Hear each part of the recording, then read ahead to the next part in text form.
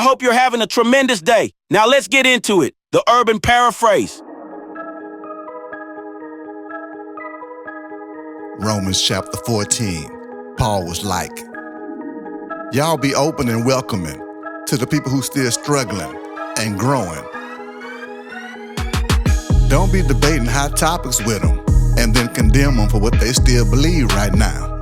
For example, one of y'all might say, you believe you can eat anything under the sun and God be cool with it. But somebody who's struggling and growing might say, it's all about that vegetarian life. They may not be as far along in their belief as you, but it's all good. That ain't no reason to start acting funny, and vice versa. The vegetarian don't need to be high-siding on the ones who do eat everything. God invited both of them. So who are y'all to be judging somebody who belongs to somebody else? They have one boss, and they cut for him and show him honor by standing when it's time to stand and kneeling when it's time to kneel. And guess what? The boss calling the shots, not you. I got one more scenario. One person might believe one day of the week is more special than the other ones. Like Saturday. But somebody else believe all the days of the week are the same. It ain't no big deal. Each camp should be true to what they believe and follow their convictions. If you think a certain day of the week is more special than all the other ones, then give that day to God. And if you think eating all the meats is cool, just be sure to thank God for it. And if you think the vegetarian life is food goals, then give God a vegetarian praise. I just hope y'all know we ain't in this thing alone. We ain't living for ourselves. We ain't dying for ourselves either. For God I live, and for God I die. We His. And that's the reason the chosen one died and rose again, so He could be the boss over death and the boss over life. So why y'all out here condemning and can't stand your brothers and sisters? We all gonna have to stand in front of God's courtroom. God told one of the OGs, on everything I love, one day, everybody gonna bow. And one day, everybody gonna have to admit that I'm the real deal. So I hope y'all keep that in mind and get ready, because we all gonna have to give a detailed statement about our actions in front of God. So stop jumping to conclusions and trying to punish each other.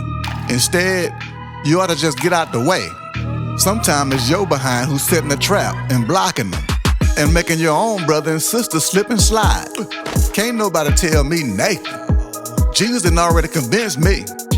It took some back and forth, but He finally got it through my thick skull that God ain't created nothing dirty. But if a person says something is dirty, then for them, it's dirty.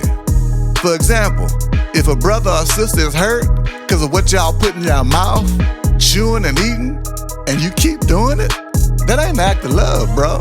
Don't let your food choices get in the way and kill somebody that the chosen one died for in order to give them life.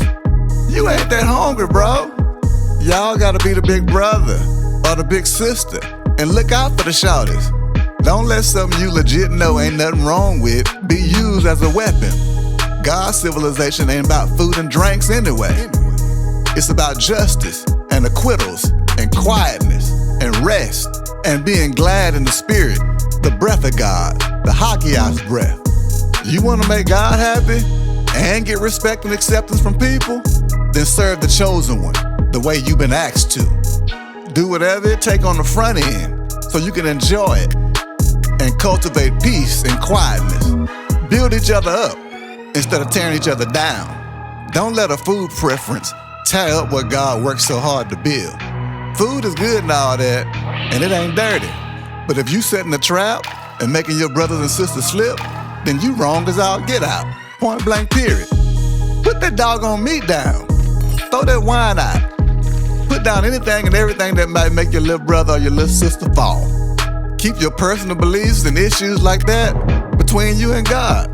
Kudos for not beating yourself up over it. But the people who eat what you eat, but don't really agree they should be eating it, is being beat up and convicted the whole time because they don't really believe it's right. And everything that ain't got a place in the person's belief system is a tool for guilt, shame, and failure. Don't forget to like and subscribe to keep up with the latest devotional content.